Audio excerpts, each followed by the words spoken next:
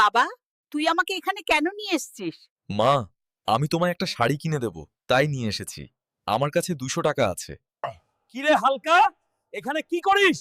তোকে এখানে কে ঢুকতে দিল? বের হয়ে যা, এখান থেকে 200 টাকা দিয়ে শাড়ি কিনতে আসছে। মা, একদিন পুরো শপিং মলটাই কিনে নেব। অপমানের বদলা আমি অবশ্যই নেব। আপনার কাছে কি কোনো কাজ আছে? যে কোনো কাজ আমি করতে রাজি। আমার শুধু টাকার দরকার। হালকা, তোকে আমি 1 কোটি টাকা দেবো, কিন্তু তোকে আমার একটা কাজ করে দিতে হবে। আমাকে জঙ্গল থেকে একটা সিংহ এনে দিতে হবে, পারবি? পারতে আমাকে হবেই, আমি সব করতে প্রস্তুত। সিংহ, তুই কোথায়?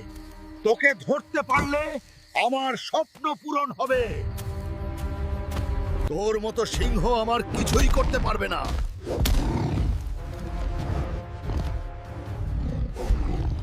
এই নাও তোমার সিংহ।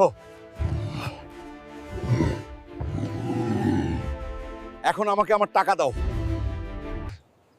এই নাও তোমার 1 কোটি টাকা।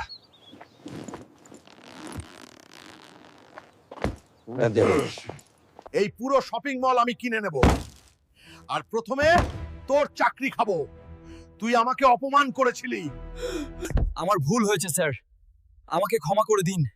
ভুলের ক্ষমা হয়, অপমানের নয়। মা, দেখো, আমি পুরো শপিং মলটা কিনে নিয়েছি শুধুমাত্র তোমার জন্য। এখন তোমার যা খুশি তা তুমি নিতে পারো।